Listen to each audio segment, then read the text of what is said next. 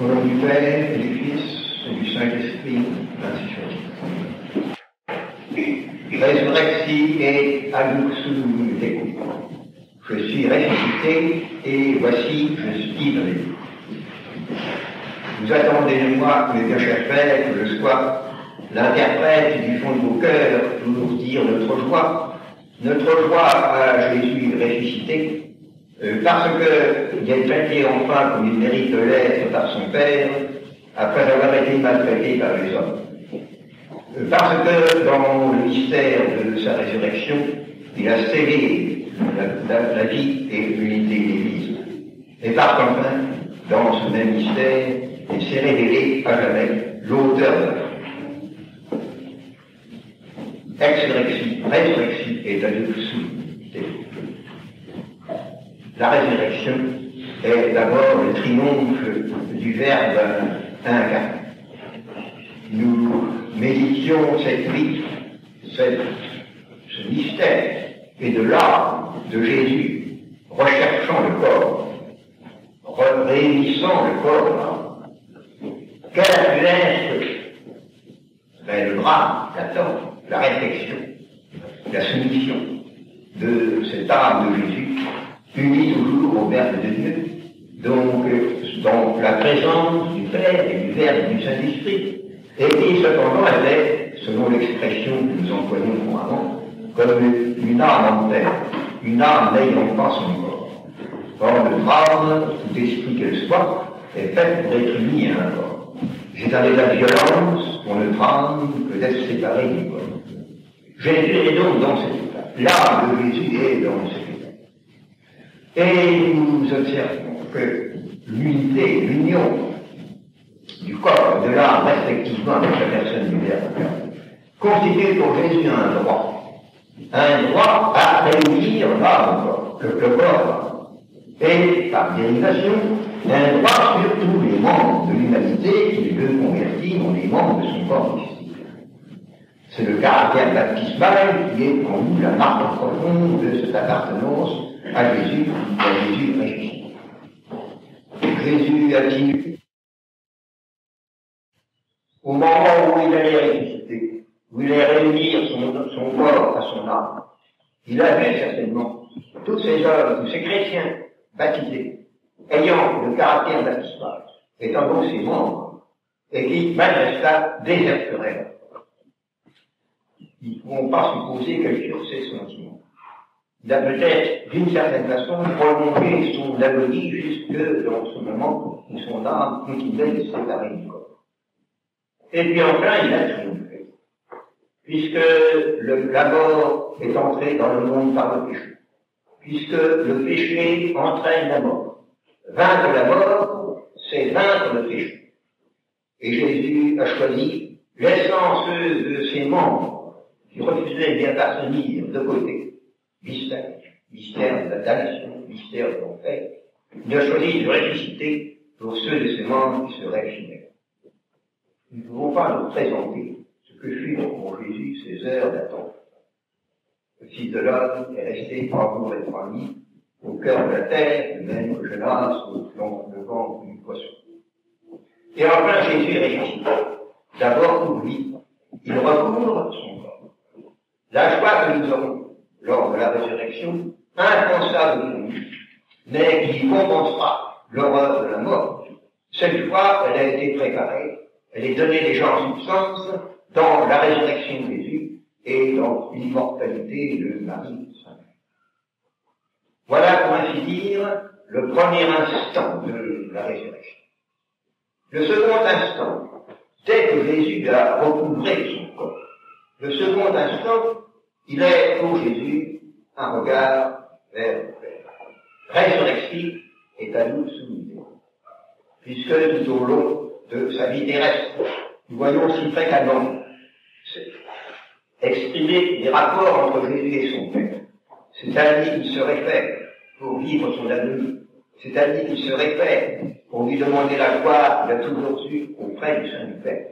C'est à lui qu'il se réfère lors de la résurrection, et c'est ce mystère d'intimité entre le Fils, le Verbe incarné et ressuscité, et le Père, que la liturgie nous propose comme premier objet. c'est l'introït de la messe. C'est ce qui introduit, pour ainsi dire, l'esprit de cette fête. Nous devons être réjouis, nous réjouir avec Jésus, parce qu'il a triomphé de la mort. Il est ressuscité pour lui, mais immédiatement, il est ressuscité pour la Trinité, pour lui. Et dans cette dualité d'instant, le premier instant inassignable pour Jésus lui-même, Jésus n'a pas pu savoir humainement l'heure où il résistait, parce que justement, il n'était pas encore dans le temps, dans la temporalité, que nous vivons nous-mêmes. Pour y être, il faut avoir un corps. Donc, créer son corps, Jésus a ignoré humainement l'heure de sa résurrection, il ne l'a connu qu'après. Et c'est le sens mystérieux de la parole de l'introïde. Votre science a été faite merveilleuse. Jésus lui-même a apprécié le maintenant merveilleux de la science de la Trinité, parce que lui, qui ignorait l'heure de la résurrection, humainement, il ne l'a su qu'après, il savait que Dieu la chose. C'est la remise totale du Verbe incarné. Et puis, dans cette dualité d'instant, et le premier, Jésus ressuscite pour lui-même. Le second, Jésus ressuscite pour son Père. Dans cette dualité d'instant, il y a un autre mystère en commun. Car si nous pensons justement à nous, au corps mystique, aux hommes, dans cette fête de la résurrection, puisque nous sommes rachetés définitivement par la résurrection, il ne faudrait pas oublier les anges. Les anges font partie aussi du corps mystique. Ils n'en font pas partie eux-mêmes qui sont connus. Mais, oui, leur mérite, leur fidélité, la fidélité des bons anges, de Saint Michel le premier, a été méritée par Jésus, par l'incarnation rédemptrice de Jésus. Or, les anges qui ont péché au second instant. Lorsque l'ange est radieux, naturellement et surnaturellement, l'ange radieux d'intelligence, et tout incliné spontanément vers son Créateur, est sorti des mains de Dieu, impossible qu'il peut. C'est impossible parce que le péché eût été alors attribuable à l'acte créateur lui-même. Or, ce qui procède de Dieu est pur parce que justement il procède de Dieu. Le péché de l'ange n'est seulement au second instant. C'est-à-dire lorsque l'ange, en prenant conscience de soi, au lieu de se référer comme il le devait à Dieu, ce qui était, pour ainsi dire, fait ontologiquement au premier instant, l'ange alors s'est référé à lui-même. Et voilà le péché. Eh bien, il y a une correspondance admirable entre les deux instants de la résurrection. Le premier pour Jésus lui-même, qui est un instant mérité par l'amour, mérité dans l'obscurité.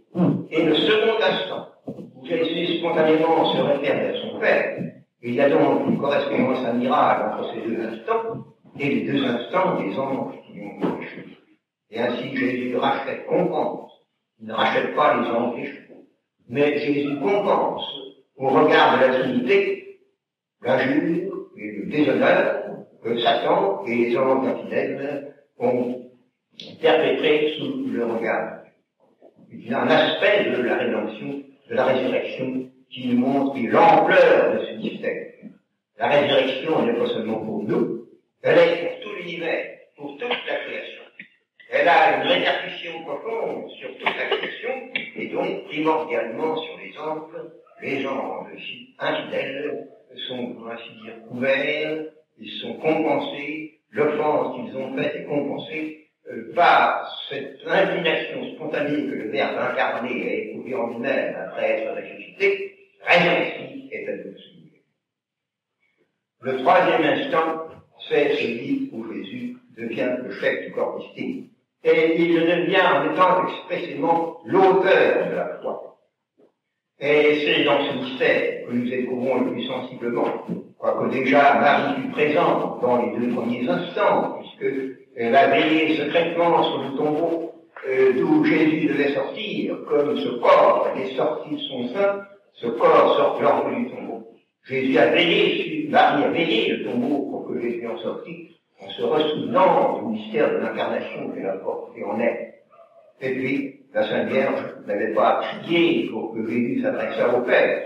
Elle, qui est celle qui se vit en Trinité, elle n'a pas prié pour que Jésus fasse retour dans la Trinité, elle y a attiré, puisqu'elle y est.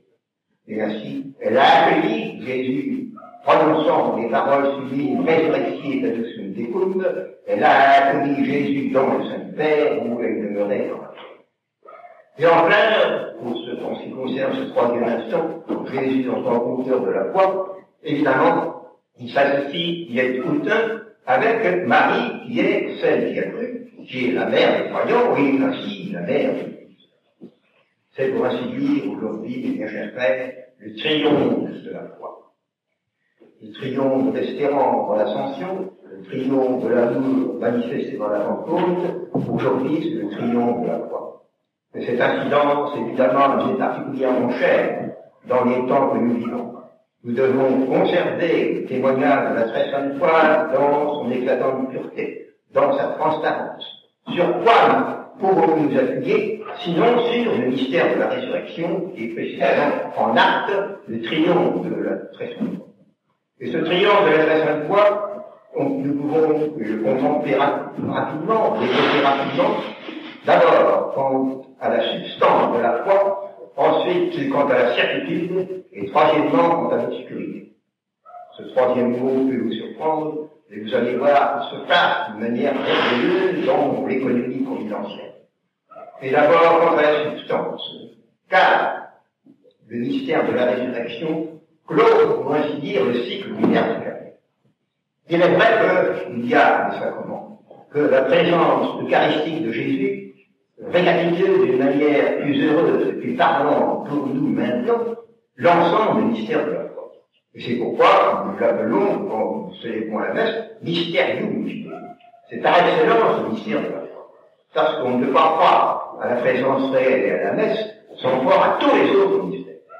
Mais au ciel, il n'y aura plus de sacrement.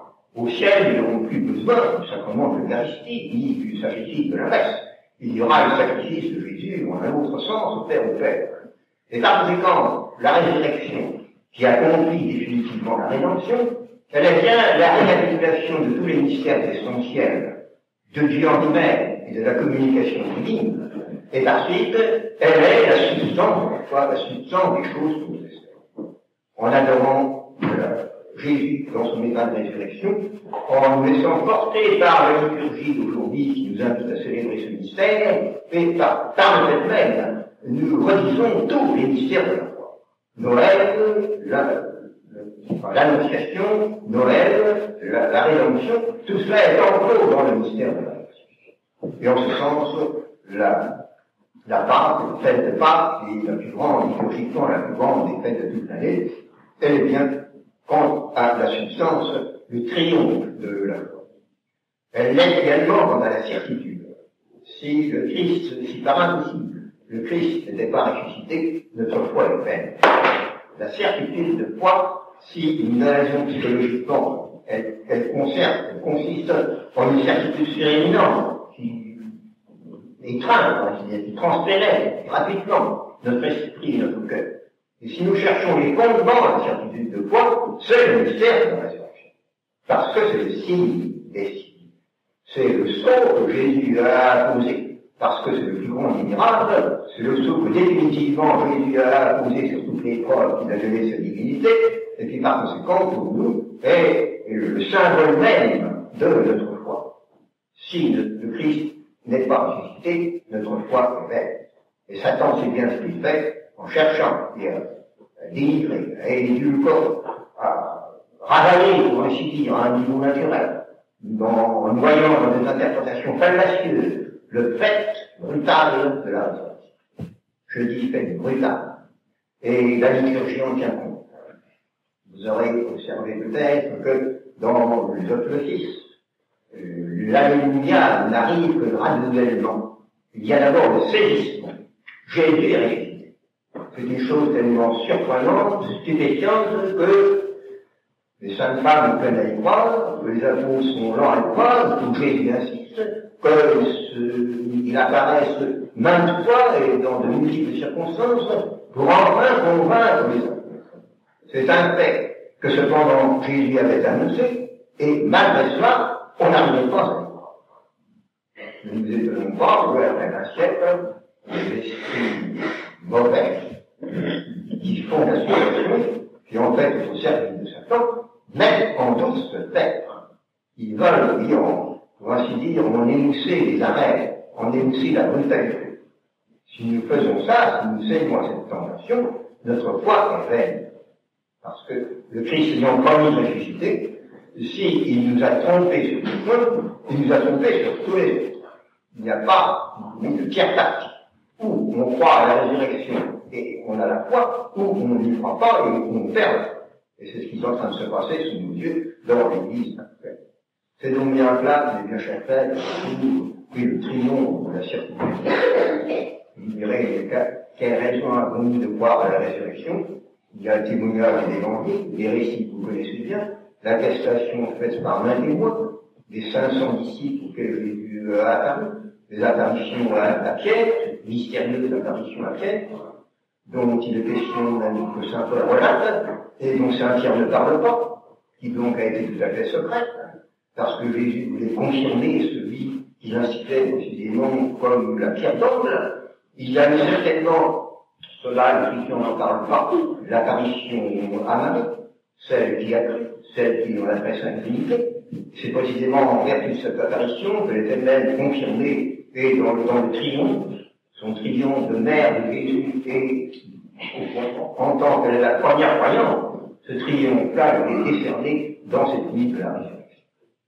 Et donc, mes bien chers frères, réconfortons, si nous voyons tant de difficultés, si nous allons à soutenir la critique, la discussion, l'injure, la persécution, tout ce qui peut advenir encore, nous avons en nous la lumière de la très sainte foi. Elle découle, pour ainsi dire, du rocher qui est le Christ ressuscité, et de même que Moïse a été invité et a parlé au rocher dans le désert pour donner l'eau vive au peuple d'Israël et aux animaux, à tous les animaux, pour les tirer du péril, de la soif.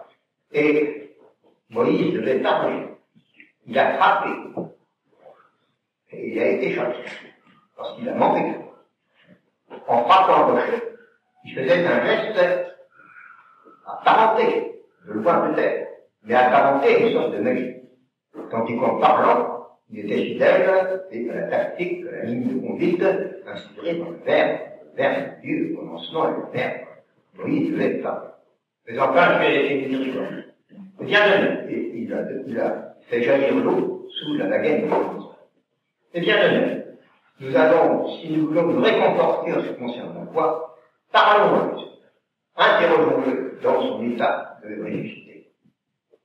Ne frappons pas, ne cherchons pas à être indiscrets, mais attendons le secours que Jésus donnera certainement si lui parlant humblement et lui criant la détresse de nos cœurs pour l'extérieur, nous nous comportons par la même en ce qui concerne l'intérieur. Parce que nous avons l'assurance profonde qui nous donne par sa grâce que, ancrés en ce rocher, construisant tout l'édifice de notre vie spirituelle et d'église sur le roc qui est le Christ de la vérité, nous ne nous trompons pas et nous sommes sûrs du triomphe de notre triomphe dans le triomphe de la très sainte foi. Et enfin, je vous ajouter que cette fête de la résurrection est le triomphe de la très sainte foi quant à l'obscurité. Cela peut vous surprendre qu'il y ait un pari d'obscurité dans cette fête de lumière. Et cependant, la foi est obscure, nul n'en peut douter, ça fait partie de sa nature. La foi, c'est bien la substance des choses que nous espérons, mais enfin, livrée et dans des formules qui sont mystérieuses pour nous, que nous n'aurons jamais fini de scruter, mais qui tout de même, en définitive, sont obscures. Et si un théologien, au terme de son enquête, de sa démarche minutieuse, de son analyse, ne s'avoue pas vaincu par le mystère, on peut être assuré qu'il se trompe. Donc la foi, l'obscurité est pour ainsi dire une composante essentielle de la foi et qui est une garantie de complicité. Et la raison en est que la certitude de la foi d'une part, l'obscurité de la foi d'autre part, elle découle de la même cause profonde, à savoir la transcendance de la vérité par rapport à l'esprit. Et donc il convient que la foi soit obscure. Or, cette obscurité de la foi, elle est manifestée dans le mystère de la résurrection de deux manières. Eu égard à la personne de Jésus, nous venons de le dire, puisqu'il a ignoré lui-même humainement l'heure de sa résurrection, attendu, je vais peut-être vous surprendre en vous disant cela, attendu que, n'ayant pas son corps, il est étranger à la temporalité que nous vivons.